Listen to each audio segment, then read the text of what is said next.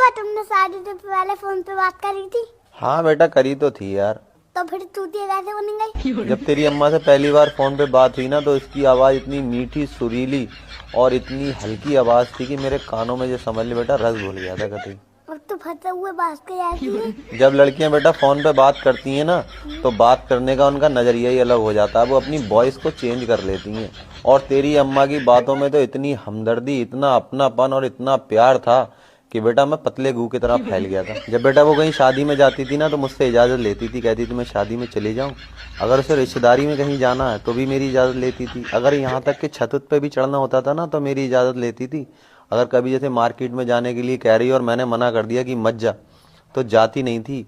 बेटा आप बताओ किसी इंसान को बाल्टी भर प्यार ना मिला हो और उसे फिर समंदर भर प्यार मिल जाए तो बताओ क्या करेगा। एक बार मैंने तेरी मम्मा से पूछ लिया अगर मैं मर गया तो तू क्या करेगी। ज्यादातर लड़के ये बेटा पूछ ही लेते हैं कि अगर मैं मर गया तो तू क्या करेगी। पता उसने क्या ड्रामा करा था, पूरा दिन रोटी नहीं खाई थी। बोली अगर तुमने आज के बाद ऐसी बात करी तो समझ लेना मैं तुमसे कभी बात नहीं करूंगी। कभी किसी रिश्तेदार से तो पूछा होगा?